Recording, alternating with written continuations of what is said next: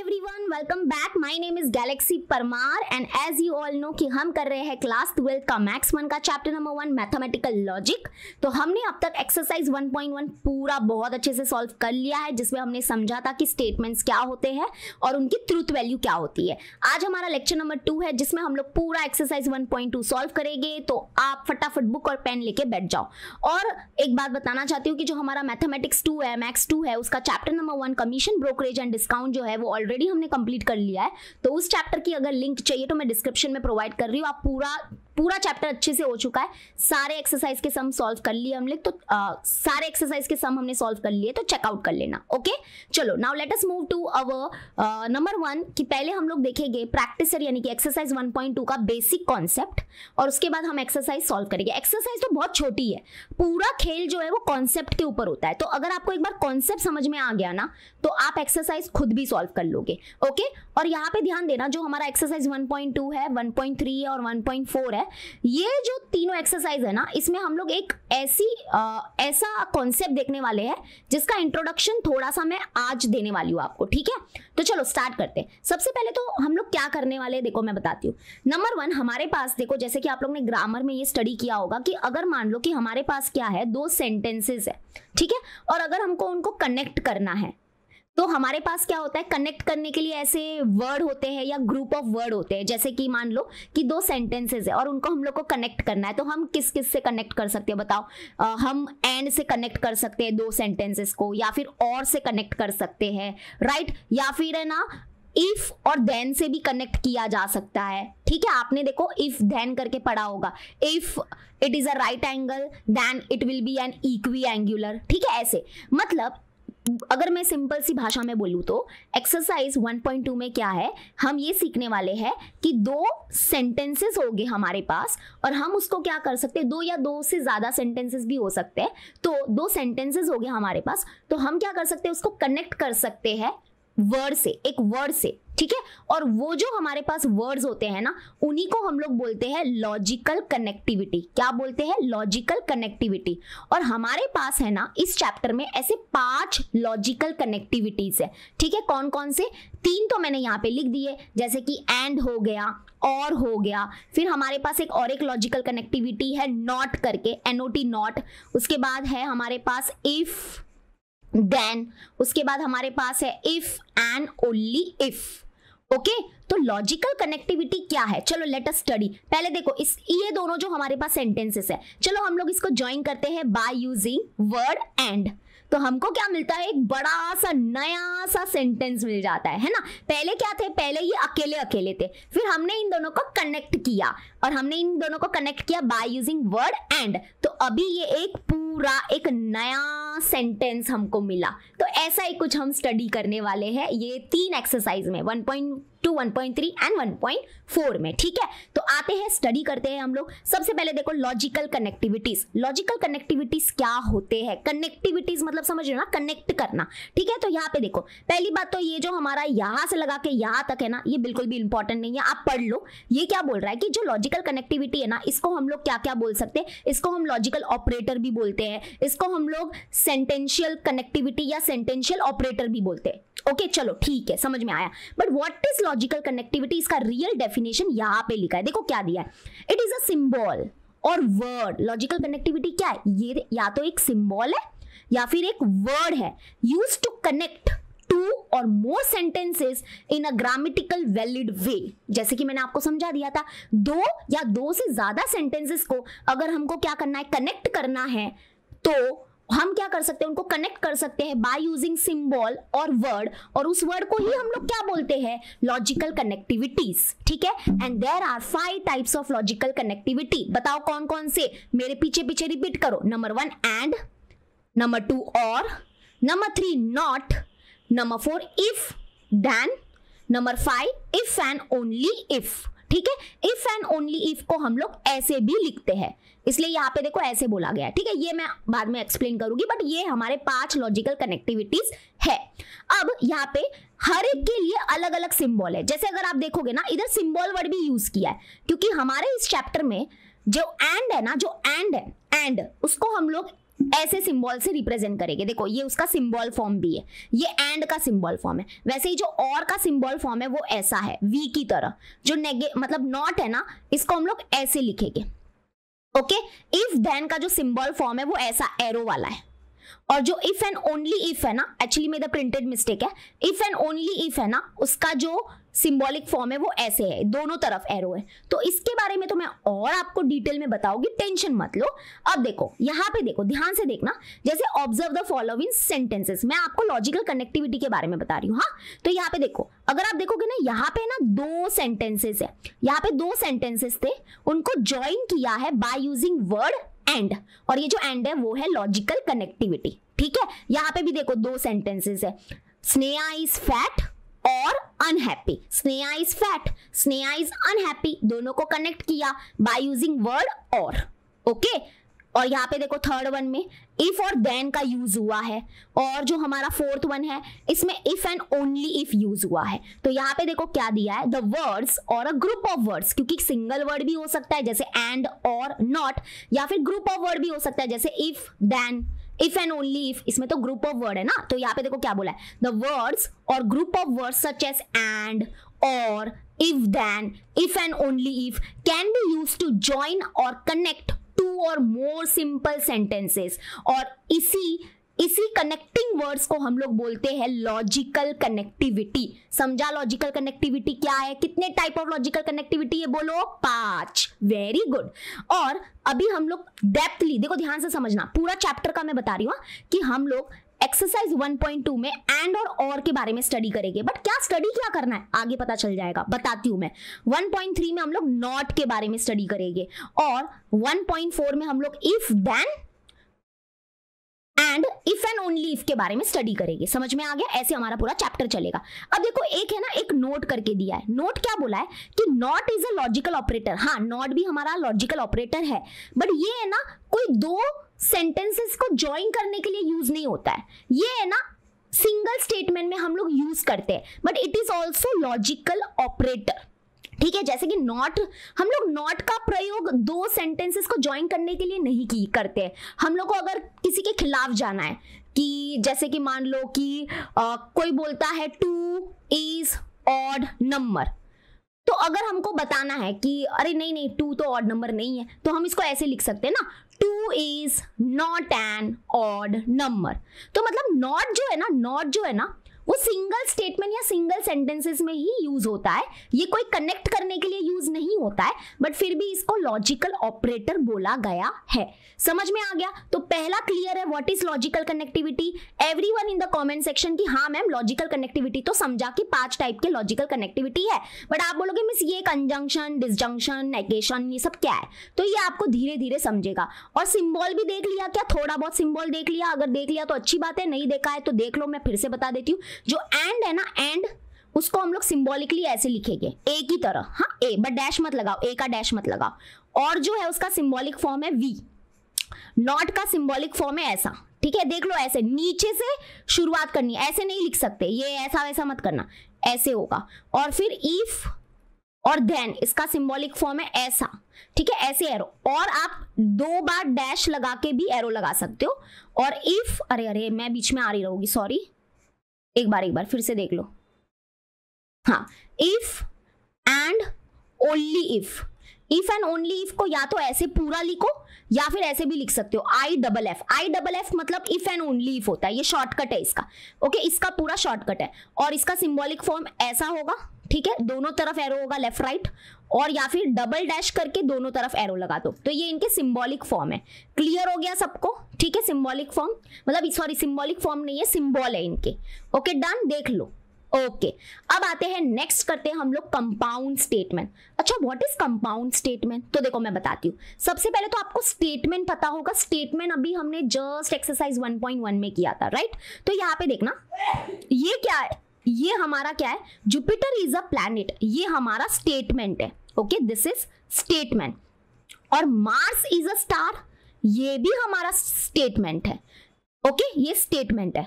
अब अभी हमको हमारे टॉपिक का नाम देख लो, टॉपिक का नाम आपके दिमाग में होना चाहिए कंपाउंड। कंपाउंड का स्पेलिंग क्या है? COMPOUND। ओके, कभी कभी ये ना स्पेलिंग पता है ना वो ब्लैंक आउट हो जाते, स्पेलिंग समझ में नहीं आता है। हाँ, तो व्हाट इज कंपाउंड स्टेटमेंट? देखो ये हमारा स्टेटमेंट है, ये हमारा स्टेटमेंट है, ये सिंगल स्टेटमेंट है। हम इनको क्या कर सकते हैं? ज्वाइन कर सकते हैं by any of this 5 word. ये हमारे पास 5 वर्ड है, हम इन दोनों को कोई भी 5 वर्ड से क्या कर सकते हैं? ज्वाइन कर सकते हैं। तो मान लो मैंने इनको ज्वाइन कर दिया एंड से, तो अब ये जो रिजल्ट में हमको जो ये इतना बड़ा स्टेटमेंट मिला है ना, इसी को हम लोग बोलते हैं compound statement. Yes, what is compound statement? जब दो या दो से ज्यादा स्टेटमेंट को क्या करते हैं? हम कनेक्ट करते हैं बाय यूजिंग लॉजिकल कनेक्टिविटी, तो जो बाद में हमको जो नया बड़ा सा स्टेटमेंट मिलता है उसी को हम लोग बोलते हैं कंपाउंड स्टेटमेंट। तो क्योंकि हमारे पास क्या है? 5 लॉजिकल कनेक्टिविटी है, इसलिए हमारे पास क्या होंगे? 5 कंपाउंड स्टेटमेंट भी होंगे। कितने स्टेटमेंट होंगे? 5 कंपाउंड स्टेटमेंट होंगे। जैसे कि अगर मान लो कि 2 हमारे पास स्टेटमेंट है, उनको हमने कनेक्ट किया bye the word and. Okay, तो ये जो हमको पूरा जो बड़ा स्टेटमेंट मिला, इसको बोलेंगे हम कंपाउंड स्टेटमेंट। बस बट इसका भी एक नाम होगा, वो होगा कंजंक्शन। क्या होगा? कंजंक्शन। क्या होगा? कंजंक्शन। उसके बाद अगर मान लो कि 2 स्टेटमेंट है हमारे पास, ठीक है, सिंगल स्टेटमेंट है, उसको अगर हमने ज्वाइन किया बाय यूजिंग वर्ड और, तो ये जो नया जो इतना बड़ा स्टेटमेंट मिलेगा वो होगा कंपाउंड स्टेटमेंट, बट उसका भी एक स्पेशल नाम होगा, उसको बोलेंगे हम लोग डिसजंक्शन। तो डिसजंक्शन कब मिलता है? जब हम लॉजिकल कनेक्टिविटी और यूज करते हैं। कंजंक्शन कब मिलता है? जब हम लॉजिकल कनेक्टिविटी एंड यूज करते हैं। ओके, अगर आपके स्टेटमेंट में क्या आ रहा है? नॉट आ रहा है। ओके, नॉट वर्ड आ रहा है, सिंगल स्टेटमेंट ही होगा लेकिन वहां पे आपको नॉट वर्ड दिख रहा है, तो उस कंपाउंड स्टेटमेंट को हम लोग बोलेंगे नेगेशन। क्या बोलेंगे? नेगेशन। वैसे ही अगर मान लो कि मान लेते हैं कि 2 हमारे पास स्टेटमेंट है, ओके, 2 स्टेटमेंट है, उन दोनों को हमने क्या किया? ज्वाइन किया by using word if and then. तो ये जो हमको पूरा नया इतना बड़ा सा कंपाउंड स्टेटमेंट मिलेगा ना, उसको हम लोग बोलेंगे कंडीशनल स्टेटमेंट।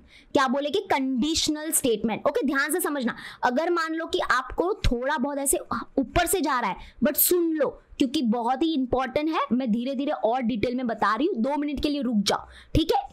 हमने क्या किया? 2 स्टेटमेंट को ज्वाइन किया by using the word if then, तो वो जो कंपाउंड स्टेटमेंट मिलेगा उसका नाम होगा कंडीशनल स्टेटमेंट। और अगर मान लो कि जो हमारे पास 2 स्टेटमेंट है, ओके, 2 अलग अलग स्टेटमेंट है, अगर हम उसको कनेक्ट कर रहे हैं bye using the word if and only if, याद है ना, इफ एंड ओनली इफ को हम शॉर्टकट में ऐसे भी लिख सकते हैं, तो ये जो हमको नया बड़ा सा कंपाउंड स्टेटमेंट मिलेगा उसका नाम होगा बाय कंडीशनल स्टेटमेंट। क्या बोलेंगे इसको? Bye conditional statement.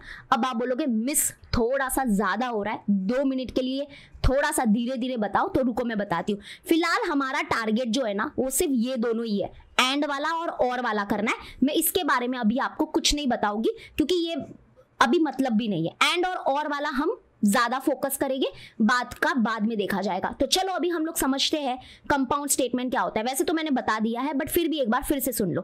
A compound मतलब कि कुछ तो ज्वाइनिंग हो रही है, ठीक है। क्या बोला है देखो, a compound statement is a statement, ये भी एक स्टेटमेंट है, which is form by combining 2 or more simple sentences with the help of logical connectivity। देखो जैसे कि अभी तो बोला यार सिंपल है, देखो यहाँ पे ये हमारा स्टेटमेंट था, ये भी हमारा स्टेटमेंट था, इन दोनों को ज्वाइन किया हमने by the logical connectivity and, तो ज्वाइन किया ना, तो ज्वाइन करने के बाद हमको क्या मिला? एक इतना बड़ा सा हमको ये स्टेटमेंट मिला और इसको हम लोग बोलेंगे क्या? Compound statement. इसको हम लोग बोलेंगे कंपाउंड स्टेटमेंट, ठीक है। तो ये कंपाउंड स्टेटमेंट है। वैसे भी देखो स्नेहा इज फैट और स्नेहा इज अनहैप्पी, इन दोनों को हमने ज्वाइन किया बाय द वर्ड और, अभी ज्वाइन कर दिया है, ज्वाइन कर दिया मतलब अभी एक सिंगल स्टेटमेंट है और ये सिंगल स्टेटमेंट को हम लोग बोलेंगे क्या?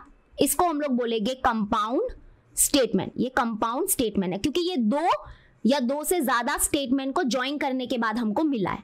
तो वैसे ये 4 हमारे पास क्या है? कंपाउंड स्टेटमेंट है, ठीक है। ये चारों के चारों क्या है? हमारे पास कंपाउंड स्टेटमेंट है।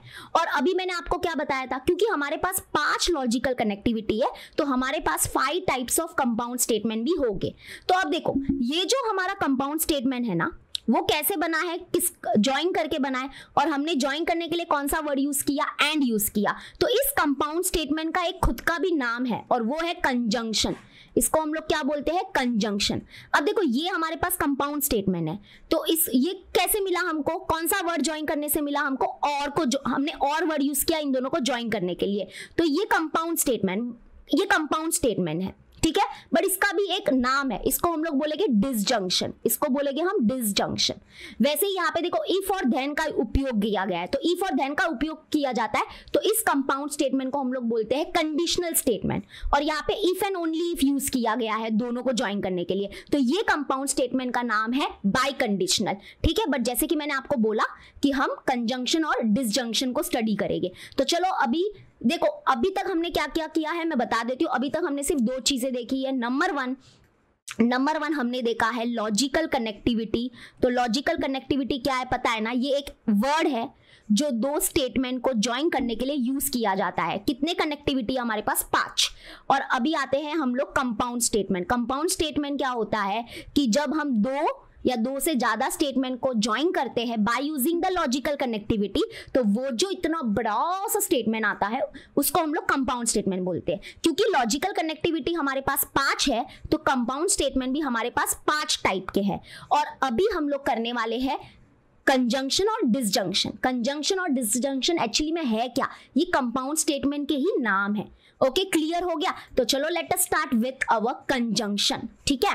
तो जैसे कि अभी देखना, एक बात है ना, मैंने आपको है ना एक्सरसाइज 1.1 कराते टाइम नहीं बताया था, बट वो मैं बता देती हूँ कि जो है ना हमारे स्टेटमेंट होते हैं ना, लास्ट में मैंने बता दिया था, जो हमारे स्टेटमेंट होते हैं ना उसको हम लोग स्मॉल लेटर से डिनोट करते हैं। जैसे कि अगर मान लो मुझे कोई स्टेटमेंट को डिनोट करना है, जैसे कि अभी हमने पीछे हमारे पास एग्जाम्पल था, Jupiter is a planet and Mars is a star, ऐसे करके कुछ था। तो हम लोग है ना स्टेटमेंट को स्मॉल लेटर से डिनोट करते हैं, ऐसे लिखते, देखो let P be the statement, जैसे small letter P, small letter Q, small letter R, ये सब हम लोग यूज करते हैं टू रिप्रेजेंट या टू डिनोट द स्टेटमेंट। तो लेट पी क्या है, जुपिटर इज अ प्लैनेट, ठीक है, Jupiter is a planet. Let P be the statement, और वो स्टेटमेंट क्या है, जुपिटर इज अ प्लैनेट। और लेट क्यू हमारा जो दूसरा स्टेटमेंट होगा, वो जो 2 छोटे छोटे स्टेटमेंट्स हो गए ना, जिनको फिर हम बाद में कनेक्ट भी करेंगे, तो फिर हम लोग को पहले स्टेटमेंट को लेट अगर लेना है तो हम ये स्मॉल लेटर से लेते हैं, ठीक है। तो लेट पी क्या है, Jupiter is a planet. Let statement Q क्या है हमारे पास, मार्स इज अ स्टार, ठीक है। ऐसे तो हम लोग ये, बस मुझे इतना बताना था कि स्मॉल लेटर से हम लोग यूज करते हैं, स्मॉल लेटर से हम लोग क्या करते हैं, स्टेटमेंट को डिनोट करते हैं। चलो now let us move to conjunction. फटाफट देखते हैं व्हाट इज कंजंक्शन। कंजंक्शन के आगे ये सिंबल क्यों लगाया है, क्योंकि मैंने बताया ना जो हमारा एंड है, कंजंक्शन क्या होता है, कंजंक्शन वो कंपाउंड स्टेटमेंट है जो हमको एंड यूज करके मिला हुआ है ना। तो एंड का सिंबल हमारा ऐसा है, इसलिए इसके बाजू में ऐसा है। तो देखो अभी यहाँ पे क्या बोला है, if P and Q are 2 statement, okay मैंने बताया ना P and Q are 2 statement, उसको अगर कनेक्ट कर दिया है बाय द वर्ड एंड, तो वो जो हमारा कंपाउंड स्टेटमेंट होगा उसी को हम लोग क्या बोलेंगे, कंजंक्शन बोलेंगे। क्या बोलेंगे, कंजंक्शन बोलेंगे, ओके। और उसको सिंबॉलिकली ऐसे लिखेंगे, पी एंड क्यू, क्या लिखेंगे, P and Q. For example देखो देखो देखो, ध्यान से देखो, आराम से देखो, एग्जाम्पल देखो, यहाँ पे हमारे पास 2 स्टेटमेंट है, 2 स्टेटमेंट है। स्टेटमेंट को जैसे कि मैंने बताया पी और क्यू से डिनोट करेंगे। पी एक स्टेटमेंट है, √2 इज अ रैशनल नंबर, ठीक है। और हमारा दूसरा स्टेटमेंट जो होगा उसको क्यू से डिनोट करेंगे, और हमारा दूसरा स्टेटमेंट है 4 + 3 iota is a complex number, ठीक है। तो ये हमारे पास 2 स्टेटमेंट है। अब हम इनको ज्वाइन करेंगे बाय द वर्ड एंड, और जो हमको कंपाउंड स्टेटमेंट मिलेगा उसको हम लोग कंजंक्शन बोलेंगे। और उसको ज्वाइन कर दिया, देखो लिख दिया, √2 is a rational number and 4 + 3 iota is a complex number. तो ये हमारा कंपाउंड स्टेटमेंट है, और इस कंपाउंड स्टेटमेंट का नाम क्या है, बोलो, वेरी गुड, कंजंक्शन। और इसको सिंबॉलिकली कैसे लिखोगे, ऐसे, पी एंड क्यू। पी मतलब ये पी हो गया, ठीक है, नंबर तक ये पी हो गया, क्यू मतलब ये पूरा क्यू हो गया, और एंड का सिंबल ऐसा, इसलिए इसको सिंबॉलिकली ऐसे लिखेंगे। समझ में आ गया, वेरी गुड, कॉन्ग्रेचुलेशन। अब देखो यहाँ पे Jupiter is a planet and Mars is a star. अगर कोई बोलता है कि इसको सिंबॉलिकली लिखो, क्योंकि हमारा क्वेश्चन ऐसा ही है, Jupiter is a planet and Mars is a star, तो बोलेंगे कि इसको सिंबॉलिकली लिखो, तो हम लोग को ऐसे लेट लेना पड़ेगा। पहले लेट लेंगे कि लेट पी क्या है हमारा स्टेटमेंट, ये पहला स्टेटमेंट है, राइट। तो हम लेके गए लेट, क्योंकि इसमें 2 स्टेटमेंट छुपे हुए, तो दोनों को पहले अलग करना पड़ेगा। तो लेट पी क्या है हमारा, जुपिटर इज अ प्लैनेट, ठीक है। उसके बाद क्यू, क्यू क्या है हमारा, मार्स इज अ स्टार। अभी इसका सिंबॉलिक फॉर्म क्या हो जाएगा, बताओ बोल रही, सॉरी बताओ। तो इसका सिंबॉलिक फॉर्म क्या होगा, सिंबॉलिक फॉर्म होगा ऐसे, P एंड Q, ये इसका सिंबॉलिक फॉर्म हो गया, ऐसे समझ में आ गया। तो यहाँ पे देखो, और इसको क्या बोलते हैं, ये कौन सा स्टेटमेंट है, अगर कोई बोला कि ये कौन सा कंपाउंड स्टेटमेंट है तो बोलोगे क्या, कंजंक्शन, क्योंकि यहाँ पे एंड है ना, एंड से कनेक्ट करने के बाद जो हमको कंपाउंड स्टेटमेंट मिलता है वो कंजंक्शन बोला जाता है उसको। यहाँ पे भी देखो, every square is a rectangle, ये आप P लोगे, एंड 3 + 5 इज लेस देन 2, ये Q लोगे, और यहाँ पे क्योंकि एंड है तो यहाँ पे ऐसे एंड, तो इसका भी सिंबॉलिक फॉर्म ऐसे होगा, P एंड Q। क्लियर झालं, ओके। अभी यहाँ पे देखना, अभी आता है सबसे इंपॉर्टेंट, यस सबसे important, that is the truth value of the conjunction.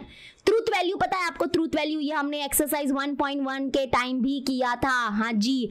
Truth value of the statement, मतलब आपको truth value of the statement तो पता ही होगा क्या होता है, अगर नहीं पता है तो देखो मैं बताती हूँ। जैसे कि अगर मैं बोलूँ कि ये हमारे पास एक स्टेटमेंट है, right, it is also statement, तो अगर मैं बोलती हूँ कि इसकी ट्रूथ वैल्यू क्या है, ट्रूथ वैल्यू मतलब ये इसकी ट्रूथ वैल्यू क्या है, ये ट्रू है कि ये फॉल्स है, बताओ।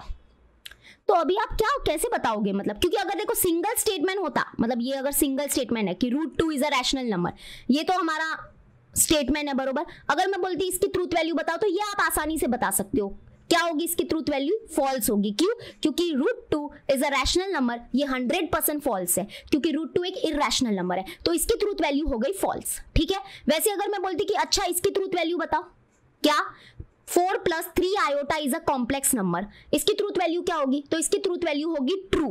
क्यों, क्योंकि ये 100% ट्रू है, इसलिए इसकी ट्रूथ वैल्यू हो गई ट्रू। तो अलग अलग हम बता पाएंगे, लेकिन अब हमने इनको ज्वाइन कर दिया है बाय द वर्ड एंड।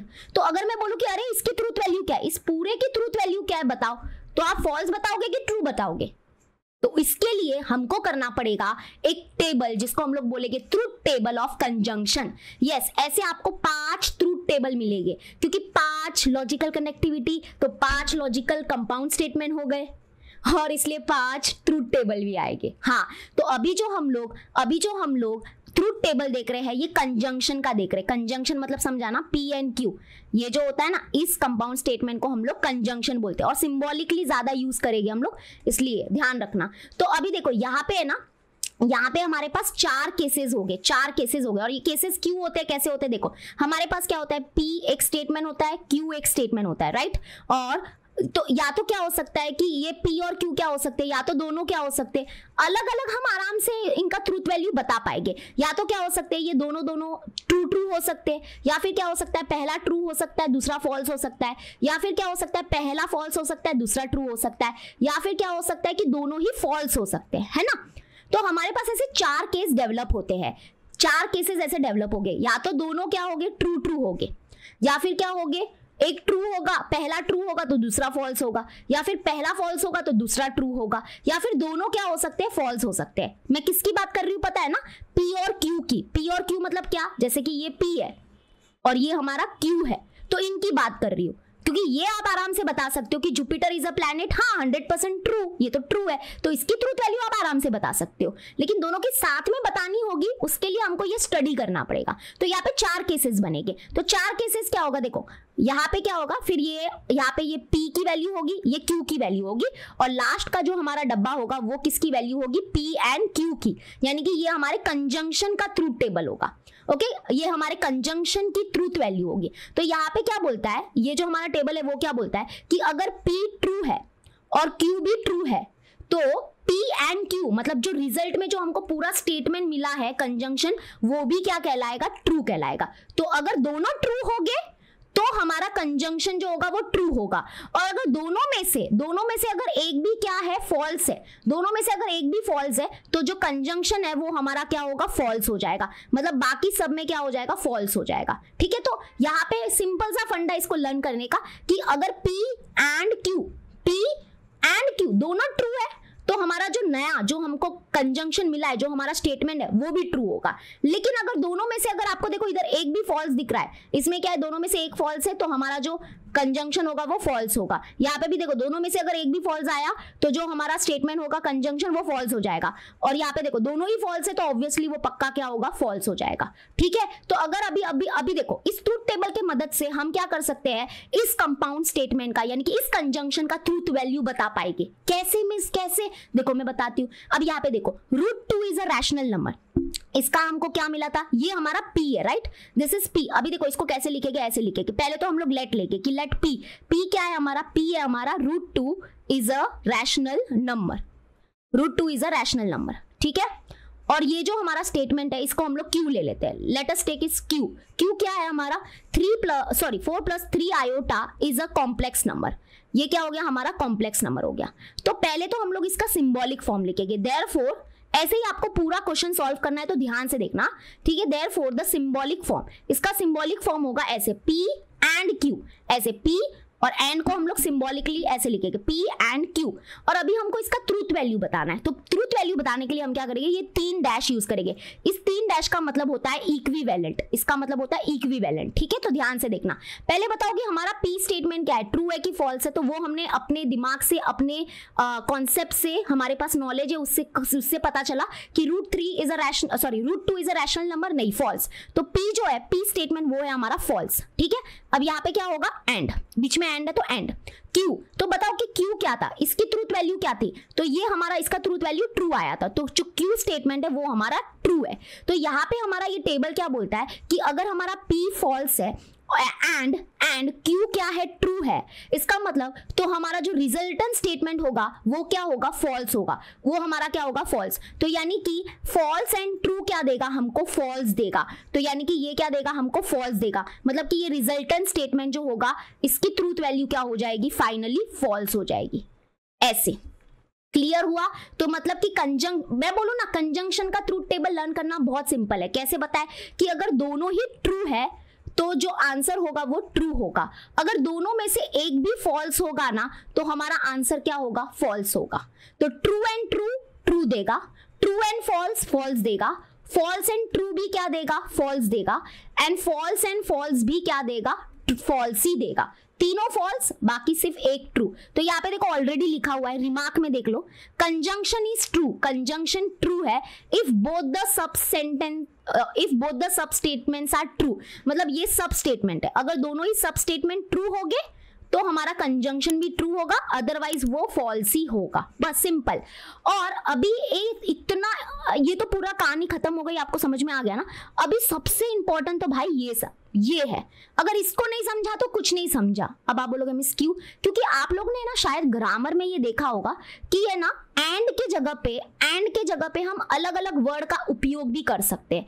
तो यहाँ पे देखो other English word such as but, yet, though, still, moreover are also used to join two simple statements instead of and. मतलब कभी कभी क्या होता है पता है कि यहाँ पे एंड नहीं लिखा होगा, बट लिखा होगा, बट हमको समझ जाना चाहिए अरे बट मतलब कि ये एंड के जगह पे लिखा जाता है। जैसे every square is a rectangle but 3 + 5 is less than 2, मतलब ये भी कंजंक्शन है। जरूरी नहीं है कि वहां पे एंड ही हो, जरूरी नहीं है वहां पे एंड हो। एंड के बदले में, एंड के जगह पे हम लोग बट का यूज कर सकते हैं, एट, येट का यूज कर सकते हैं, दो का यूज कर सकते हैं, स्टिल, मोर ओवर। तो ये देखो ये 5 अलग अलग, 5 है कि 6, 5, हाँ 5 अलग अलग वर्ड भी दिख सकते हैं आपको एंड के जगह पे। तो क्वेश्चन में है ना, कभी कभी है ना आपको 2 वर्ड भी दिखेगा, दो, मोर ओवर, स्टिल। मतलब समझ जाना कि अगर उस क्वेश्चन में बट आया, येट आया, दो आया, स्टिल आया, मोर ओवर आया, मतलब वो कंजंक्शन ही है, वो कंजंक्शन ही है। जरूरी कभी कभी लोग अब कंफ्यूज करते हैं। और अच्छा हाँ, कभी कभी ऐसे भी होता है, जैसे कि मैं अगर अभी मुझे बताना कि ये जो मैं अभी जो लिख रही हूँ, जो स्टेटमेंट लिख रही हूँ वो कंपाउंड स्टेटमेंट है कि नहीं। जैसे कि Tom and Jerry is a good cartoon show. मुझे बताओ कि ये कंपाउंड स्टेटमेंट है कि नहीं, बताओ। Tom and Jerry is a good cartoon show, तो ये कंपाउंड स्टेटमेंट नहीं है। आप बोलोगे मिस एंड यूज हुआ है, ऐसे कैसे नहीं है, आपने अभी तो बोला था। अरे टॉम एंड जेरी ये पूरे एक शो का नाम है। टॉम एंड जेरी ये तो पूरे एक शो का नाम है। क्या आपको यहाँ पे दो अलग अलग स्टेटमेंट दिख रहे हैं क्या? टॉम क्या कोई एक स्टेटमेंट है क्या?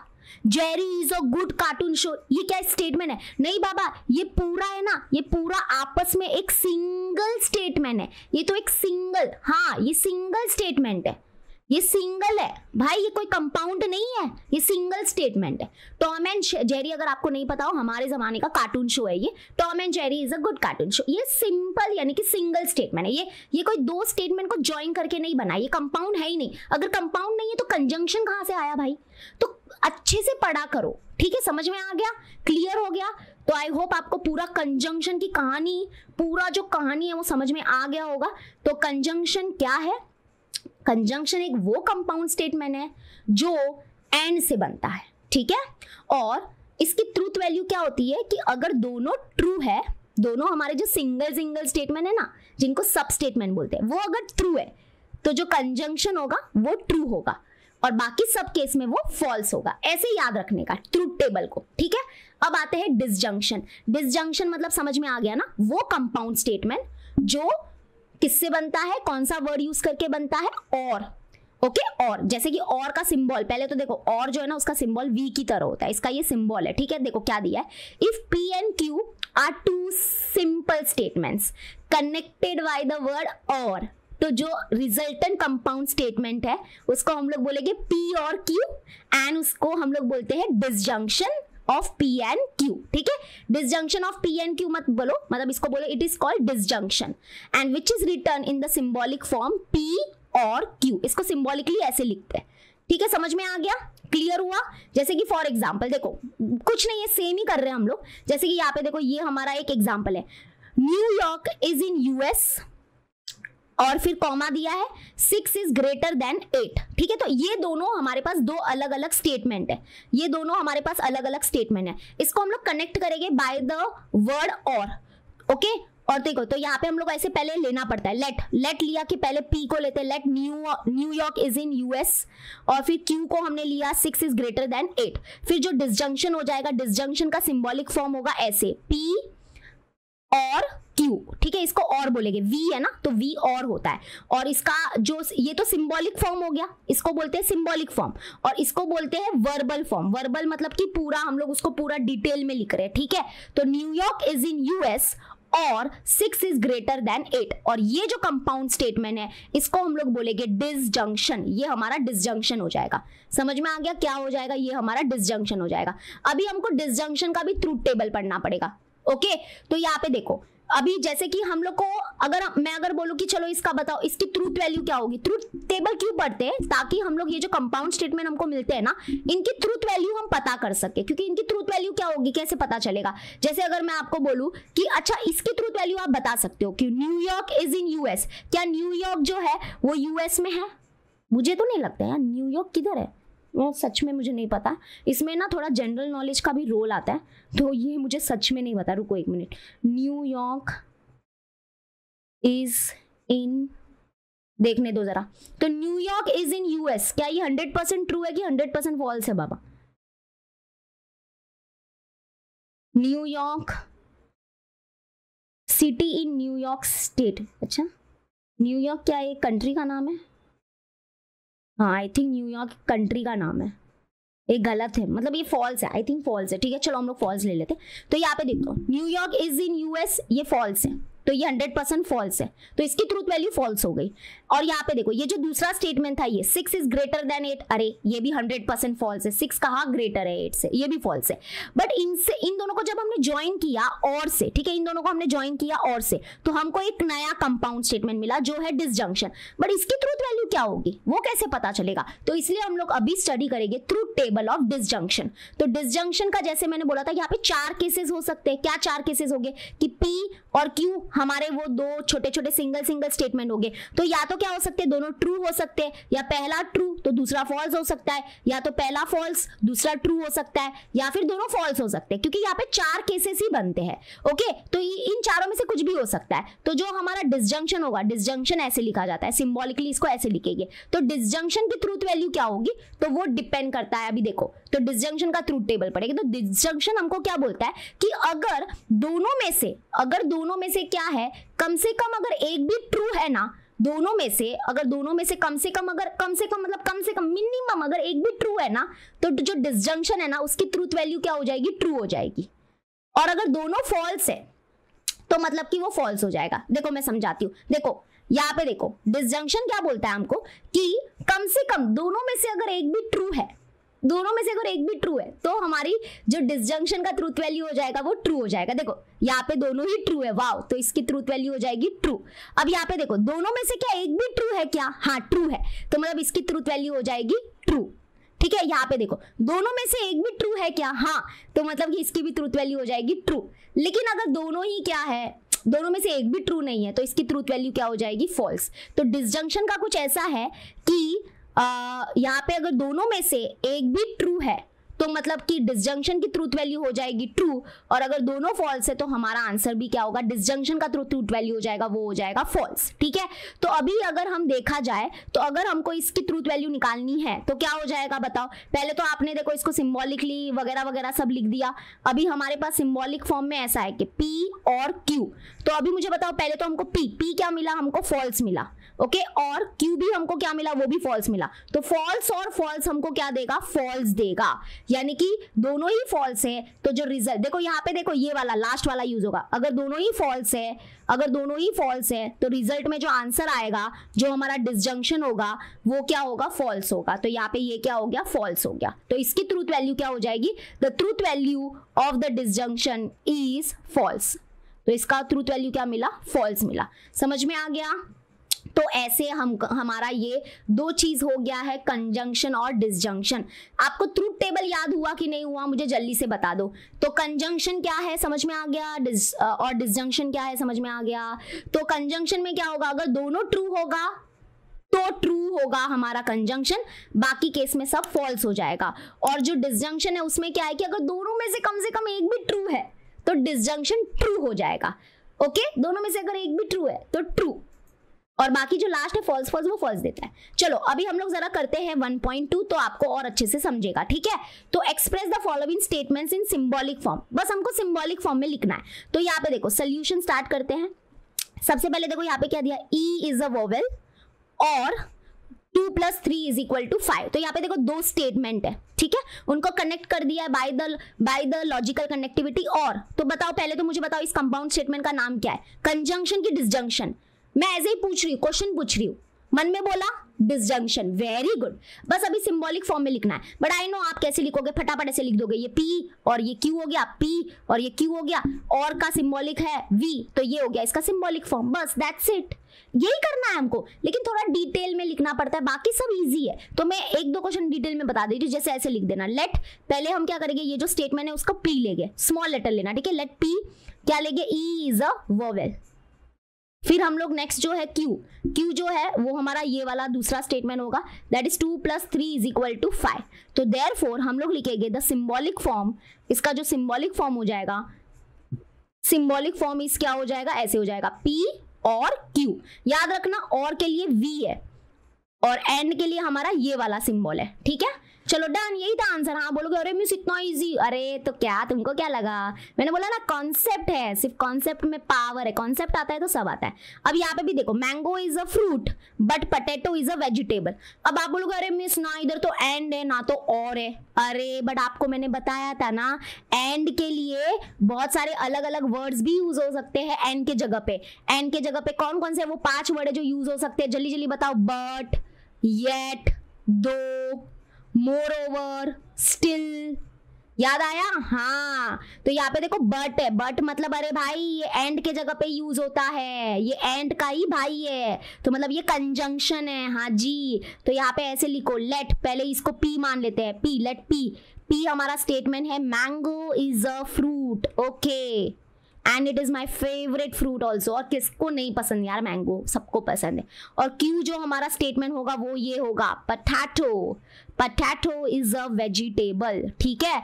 अभी इसका हमको सिंबॉलिक फॉर्म लिखना है। सो देयरफॉर द सिंबॉलिक फॉर्म क्या हो जाएगा, बताओ सिंबॉलिक फॉर्म, जल्दी जल्दी बताओ। Symbolic form is P and Q, क्योंकि बट मतलब एंड ही होता है और एंड का सिंबल है ऐसा।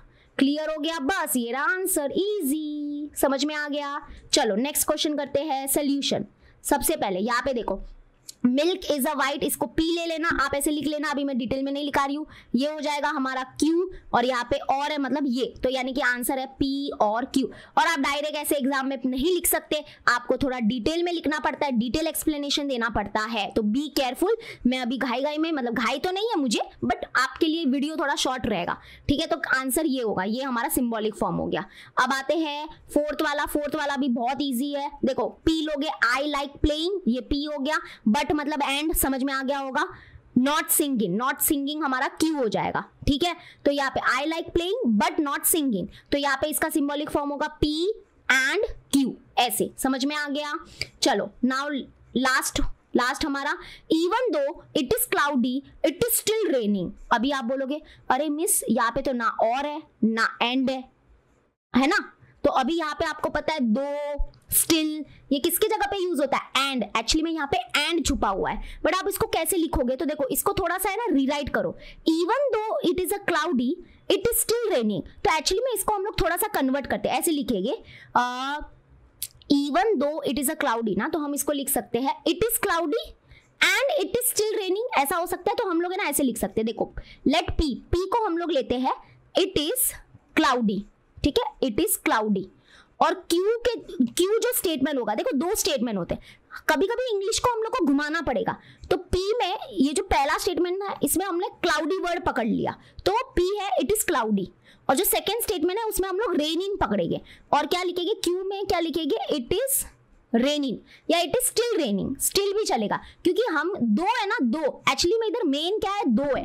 दो जो है अगर आपने ऊपर देखा होगा तो दो जो है वो भी हम यूज कर सकते हैं एंड के जगह पे। देखो ये दो जो है वो भी यूज हो सकता है एंड के जगह पे, ठीक है। तो ये स्टिल है ना, वो स्टिल वाला नहीं है।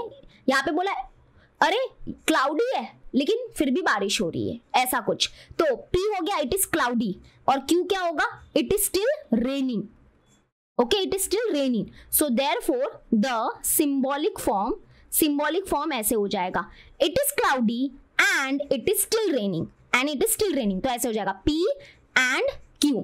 बस आपको ये ध्यान रखना है कि P क्या बनाओगे और Q क्या बनाओगे, तो ये थोड़ा आपका दिमाग का भी खेल है इसमें।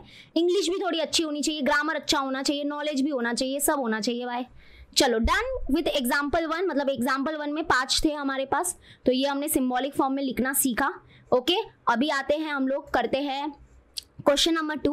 क्वेश्चन नंबर 2 में एक स्टेप ज्यादा जाना है, और वो क्या है कि हमको ट्रूथ वैल्यू भी बताना है कि जो ये कंपाउंड स्टेटमेंट है इसकी ट्रूथ वैल्यू क्या होगी। तो वो अभी वो जो ट्रूथ टेबल है ना उसको आपको ध्यान में रखना है। तो यहाँ पे देखो बाजू में ही हम क्या करेंगे, एक बार है ना ये जो कंजंक्शन है, ये जो डिसजंक्शन है, इनके ट्रूथ टेबल है ना आप है ना दिन में 2-3 बार है ना बना दो, मतलब ऐसे याद हो जाएगा। सबसे पहले यहाँ पे P होता है, यहाँ पे Q होता है, यहाँ पे होता है कंजंक्शन P एंड Q, ठीक है। फिर यहाँ पे होता है P, यहाँ पे होता है Q, और यहाँ पे डिसजंक्शन होता है हमारा P और Q।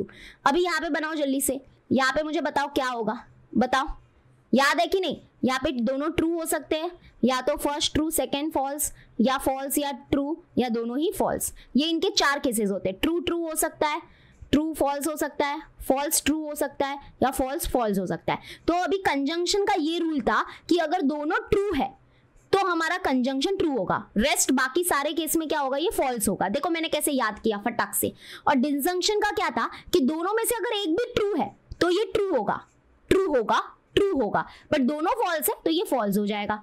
ऐसे मतलब ऐसे ट्रिकी, मतलब बोलते रहो तो लर्न हो जाएगा। चलो अभी हम लोग फाइनली क्या कर सकते हैं, इसका यूज करके हम ट्रूथ वैल्यू निकाल सकते हैं। तो पहले देखो first one, earth is a planet and हमारे पास क्या है, मून इज अ स्टार। तो पहले हम लोग सिंबॉलिक फॉर्म में लिखेंगे, उसके बाद इसकी ट्रूथ वैल्यू निकालेंगे। आप डायरेक्टली फटाक से ट्रूथ वैल्यू के ऊपर जंप मत करो, पहले हम ऐसे लिखेंगे, लेट लेंगे, अर्थ इज अ प्लैनेट को हमने पी लिया है, ठीक है, एंड मून, एंड नहीं बोलना है मुझे, मून इज अ स्टार को हमने क्यू लिया है। और पहले हम लोग इसका सिंबॉलिक फॉर्म लिखेंगे, तो सिंबॉलिक फॉर्म हो जाएगा इसका P एंड क्यू, बरोबर, इसके लिए सिंबल है ऐसा। अभी हमको इसकी ट्रूथ वैल्यू क्या होगी, तो उसके लिए हमको ये P और Q इन दोनों की ट्रूथ वैल्यू पता होनी चाहिए। तो मुझे बताओ कि अर्थ इज अ प्लैनेट, क्या अर्थ प्लैनेट है? यस, 100% ट्रू, इसलिए इसकी ट्रूथ वैल्यू हो गई ट्रू। और moon is a star, moon is not a star, moon हमारा नेचुरल सैटेलाइट है, राइट? तो ये 100% फॉल्स है, तो इसकी जो ट्रूथ वैल्यू हो गई वो फॉल्स हो गई। तो अभी इसको देखो कैसे लिखेंगे, तो पता है ना, मैंने बताया था ये इक्विवेलेंट का सिंबल होता है तीन डैश करके। तो यहाँ पे लिखेंगे P एंड Q है, तो that is equivalent to P की जो ट्रूथ वैल्यू है वो है ट्रू एंड Q की जो ट्रूथ वैल्यू है वो है फॉल्स। तो ट्रू एंड फॉल्स क्या बनाएगा? फॉल्स बनाएगा। तो जो हमारा आंसर होगा वो फॉल्स होगा। मतलब देयरफॉर यहाँ पे लिखेंगे the truth value of this compound statement is, the truth value of the compound statement is false. तो फॉल्स हमारा आंसर आया। पूरा फॉल्स लेटर नहीं लिखोगे तो भी चलेगा, F लिख दो तो भी काफी है। समझ में आ गया? ऐसे करेंगे, मतलब हम क्या करेंगे, पहले P की ट्रूथ वैल्यू लिखेंगे, फिर Q की ट्रूथ वैल्यू लिखेंगे, फिर हम लोग एक टेबल में जाएंगे और टेबल से पता करेंगे कि क्या हो रहा है, ठीक है? क्योंकि कंजंक्शन था ना, इसलिए कंजंक्शन वाले टेबल के पास गए। समझ गया? आ गया? चलो नेक्स्ट, अभी यहाँ पे देखते हैं। सबसे पहले 16 इज एन इवन नंबर, इसको हमने P ले लिया। 8 इज अ परफेक्ट स्क्वायर, इसको हमने Q ले लिया। और यहाँ पे एंड है, ठीक है? फिर से कंजंक्शन है, ये जो कंपाउंड स्टेटमेंट है ये कंजंक्शन है। अभी पहले सिंबॉलिक फॉर्म क्या हो जाएगा, इसका सिंबॉलिक फॉर्म हो जाएगा ऐसा P एंड Q। अभी हमको क्या करना है, इसका ट्रूथ वैल्यू निकालना है। तो इसका ट्रूथ वैल्यू पूरे का निकालना है, तो इसके टुकड़ों का पहले ट्रूथ वैल्यू पता होना चाहिए। तो 16 is an even number, yes 100% true, ठीक है? 8 is a perfect square, no, perfect square number नहीं है क्योंकि इसका स्क्वायर रूट नहीं निकल सकता, राइट? परफेक्ट स्क्वायर नंबर मतलब जैसे 1, 25, 4, 16, 36, ये परफेक्ट स्क्वायर नंबर होते हैं जिसका स्क्वायर रूट आप निकाल सकते हो, जैसे square root of 25 5, square root of 4 2। Okay, तो ये फॉल्स है, 100% फॉल्स है। तो जो हमारा आंसर होगा वो क्या होगा, देखो P की जो ट्रूथ वैल्यू आई है वो ट्रू आई है एंड Q की जो ट्रूथ वैल्यू आई है वो फॉल्स आई है। तो ट्रू एंड फॉल्स हमको क्या देगा, फॉल्स देगा। कौन सा वाला? अगेन सेम ये वाला, ट्रू एंड फॉल्स। आंसर क्या होगा, जो हमारा कंपाउंड स्टेटमेंट होगा यानी कि कंजंक्शन, उसका जो आंसर होगा उसकी जो ट्रूथ वैल्यू होगी वो फॉल्स होगी। सो देयरफॉर यहाँ पे हम लोग लिखेंगे देयरफॉर द ट्रूथ वैल्यू, ये पूरे का ट्रूथ वैल्यू, पूरे का, इंडिविजुअल नहीं, अलग अलग नहीं, पूरे का ट्रूथ वैल्यू क्या मिला, फॉल्स मिला। So therefore the truth value of the resultant compound statement is false, या ऐसे लिखो the truth value is false. ठीक है, समझ में आ गया? नेक्स्ट थर्ड वन क्या दिया है, a quadratic equation has 2 distinct root और 6 हैज 3 प्राइम फैक्टर्स। तो पहले हम क्या करेंगे, ये पूरा हमारा P हो जाएगा, और मतलब यहाँ पे हम इन दोनों को कनेक्ट कर दिया है और से, और का सिंबल होता है V की तरह, ठीक है? और यहाँ पे चलो इसको पहले P लेंगे और फिर ये 6 हैज 3 प्राइम फैक्टर, इसको हम लोग Q लेंगे, तो ले लिया। पहले हम इसको देयरफॉर द सिंबॉलिक फॉर्म क्या हो जाएगा, P और Q, ठीक है? अभी हम लोग को इसका ट्रूथ वैल्यू निकालना है, तो सॉरी ट्रूथ वैल्यू निकालना है, हाँ बरोबर। तो पहले P का बताओ, P का ट्रूथ वैल्यू क्या होगा? P मतलब a quadratic equation has 2 distinct root, यानी कि जो क्वाड्रेटिक इक्वेशन है उसके 2 अलग अलग रूट होते हैं। यस 100% ट्रू है, आपने ये 10th में किया था कि जो हमारा क्वाड्रेटिक इक्वेशन होते हैं उसके 2 रूट्स होते हैं, ठीक है?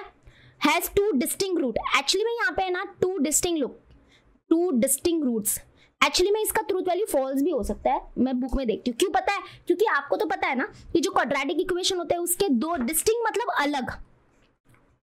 मतलब अलग, तो जो क्वाड्रेटिक इक्वेशन होते हैं ना उसके 2 अलग अलग रूट होते हैं, अलग अलग भी होते हैं, कभी कभी तो सेम भी तो होते हैं ना, कभी कभी दोनों की वैल्यू सेम भी तो होती है। तो एक मिनट मुझे पहले चेक करने दो, क्योंकि मेरे को रॉन्ग नहीं पढ़ाना है आपको, ठीक है? तो एक मिनट, इन लोग ने हाँ फॉल्स ली है, बरोबर, क्योंकि हमेशा ऐसा नहीं होता है ना कि हमारे जो क्वाड्रेटिक इक्वेशन है उनके रूट्स हमेशा अलग होते हैं। आपको पता है कभी कभी सेम रूट्स भी मिलते थे हमको, इसलिए यहाँ पे फॉल्स लिया गया है। ऐसे है 100% ट्रू नहीं है, क्योंकि फॉल्स भी तो होते हैं, सॉरी मतलब दोनों रूट्स अलग अलग सेम भी तो होते हैं ना। तो a quadratic equation has 2 distinct root, क्या हमेशा 2 अलग अलग आंसर्स आते हैं? कभी कभी हम लोग के क्वाड्रेटिक इक्वेशन के दोनों आंसर सेम भी मिलते हैं, इसलिए ये क्या हो गया, फॉल्स हो गया। तो इसकी जो ट्रूथ वैल्यू हो गई ना वो फॉल्स हो गई, ठीक है? अभी यहाँ पे आते, 6 हैज 3 प्राइम फैक्टर्स, तो ये 100% ट्रू है कि 100% फॉल्स है? तो 6 के पहले तो मुझे बताओ कौन कौन से फैक्टर्स हो गए। फैक्टर्स मतलब क्या कि 6 कौन कौन से टेबल में जाता है? नंबर 1 6 1 के टेबल में आता है, 6 2 के टेबल में आता है, 6 3 के टेबल में आता है, 6 6 के टेबल में भी आता है। लेकिन यहाँ पे क्या बोला है, प्राइम फैक्टर बताना है। तो ये हमारे क्या है, ये 4 फैक्टर है हमारे 6 के। तो यहाँ पे प्राइम फैक्टर कितने हैं, प्राइम फैक्टर तो 2 ही है, 2 and 3 are the prime number, 1 is not prime number, 6 is also not prime number. तो 6 के प्राइम फैक्टर तो 2 है, सिर्फ 2 ही है। इधर क्या लिखा है, 6 हैज 3 प्राइम फैक्टर। अरे ये तो फॉल्स हो गया, दिस इज 100% फॉल्स, ये तो फॉल्स है और ये भी फॉल्स है, ये भी 100% फॉल्स था। तो मतलब कि जो P एंड Q है वो दोनों की जो ट्रूथ वैल्यू है वो फॉल्स है। ठीक है, समझ में आ गया। तो यहाँ पे देखो P की ट्रूथ वैल्यू फॉल्स है और Q की ट्रूथ वैल्यू भी फॉल्स है। तो हमारा आंसर क्या होगा, फॉल्स और फॉल्स हमको फॉल्स देता है। कैसे, यहाँ पे देखो ये वाला डिसजंक्शन वाला यूज करना, ये वाला ट्रूथ टेबल यूज करना, फॉल्स और फॉल्स हमको फॉल्स देगा। तो मतलब कि ये जो हमारा कंपाउंड स्टेटमेंट है ये पूरा, इसकी जो ट्रूथ वैल्यू हो जाएगी वो फॉल्स हो जाएगी। तो ऐसे लिखेंगे, therefore the truth value is false. ठीक है, फाइनल आंसर इज फॉल्स। समझ में आ गया। एंड लास्ट क्वेश्चन आज का क्या दिया है, देखो, the Himalayas are the highest mountains but they are part of India in the north east. तो यहाँ पे देखो बट यूज हुआ है, बट मतलब ये एंड होगा, याद आया, ठीक है, समझ में आया, ओके। तो पहले हम लोग P लेंगे, P क्या लेंगे, the Himalayas are the highest mountain, ये हमारा पूरा P हो गया। उसके बाद Q क्या होगा, they are the part of India in a north east, ये Q हो गया। अब इनका सिंबॉलिक फॉर्म हो जाएगा P एंड Q। अभी हम इसकी ट्रूथ वैल्यू निकालेंगे। तो ट्रूथ वैल्यू के लिए आपको पहले ये जो P है, यानी कि ये जो P स्टेटमेंट है, Himalayas are the highest mountain, क्या ये ट्रू है? आई थिंक ये ट्रू है, क्योंकि हिमालयाज हमारे बहुत सब बड़े बड़े माउंटेन्स हैं। ठीक है, मुझे ना थोड़ा मेरा जीके भी बहुत वीक है, उसके लिए मैं माफी चाहती हूँ। ठीक है, तो यस, हिमालयाज हमारे हाईएस्ट माउंटेन्स है, राइट है, ये ट्रू है। And they are located in the north east, yes, ये भी ट्रू है, 100% ट्रू है। ठीक है, तो हमको पता चल गया कि ये जो हमारे P एंड Q है वो दोनों ट्रू है। तो ऐसे नहीं लिखना, ऐसे मत लिखना। तो यहाँ पे हम लोग अभी क्या करेंगे, सिंबॉलिक फॉर्म हमको मिल गया।